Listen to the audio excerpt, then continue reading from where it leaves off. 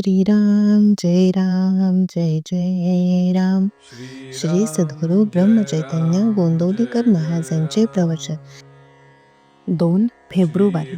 नामाने सद्बुद्धी उत्पन्न होते. कौरवांनी पांडवांना निदान 5 गावे तरी द्यावीत, म्हणजे युद्धाचा प्रसंग टळेल. म्हणून भगवान श्रीकृष्ण स्वतः दुर्योधनाकडे शिष्टाई करण्याकरिता गेले. त्यावेळी दुर्योधनाने सांगितले की, देवा, तू म्हणतोस ते सर्व बरोबर आहे. न्यायाच्या दृष्टीने तू म्हणतोस तसे काहीतरी करणे जरूर आहे, पण तसे करण्याची मला बुद्धीच होत नाही. त्याला मी काय करू? तू सर्व सत्ताधीश आहेस, तर मग माझी बुद्धीच पालट, म्हणजे सर्वच प्रश्न एकदम मिटेल. परंतु तसे काही न होता पुढे युद्ध झाले, हे प्रसिद्धच आहे. ती स्थिती रावणाच्या बाबतीत ही दिसते. म्हणून सगुणरूपी अवताराने वासना किंवा बुद्धी पालटण्याचे कार्य होऊ शकत नाही असे दिसते.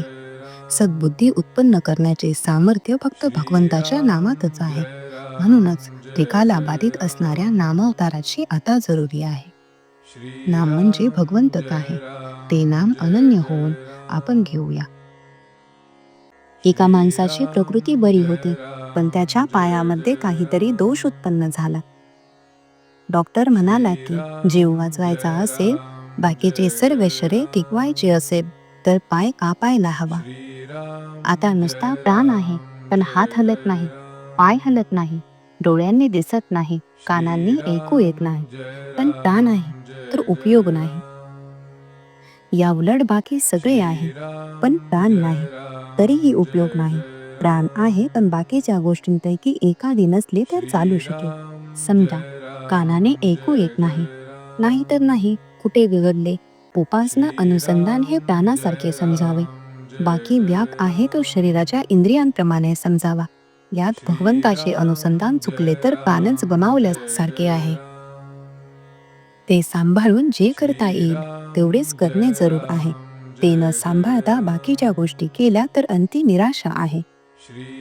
आमच्या मनासारख्या गोष्टी होत नाही, म्हणून आम्ही दुःखी आहोत असे म्हणण्यापेक्षा ती गोष्ट आमच्या मनात आहे हेच दुःख मूळ आहे. आमची गोष्ट सुखदायक आहे ही जी कल्पना आहे तीच दुःख मूळ आहे. हे समजून आपण वागले पाहिजे. मांजर उंदराशी खेळतो, ते त्याला धरेल, परत सोडेल, पुन्हा धरेल, पुन्हा सोडेल, पण शेवटी ताण घेईलच त्याचा. तसे काय आपल्याशी करतो आहे, आशेत गुंतवून ठेवे, पुढे जाईल. आपण पहिल्यापासूनच ते ओळखून राहावे की असे गुंतून राहण्यात काही फायदा नाही. आणि अनुसंधान ठेवले तरच मनुष्याचे कल्याण हवे, नाहीतर फार कठीण आहे. मी म्हणणारे, दुसऱ्याला ज्ञान सांगणारे, विद्वान, शास्त्री, पंडित सर्व खरे भ्रमातच आहे. म्हणून म्हणते, एक करा, अनुसंधान टिपून जेवढे करता येईल तेवढेच करा. आपल्या इच्छेनुसार गोष्टी घडत नाहीत, ही भगवंताची कृपाच आहे. श्रीराम जय राम जय जय राम.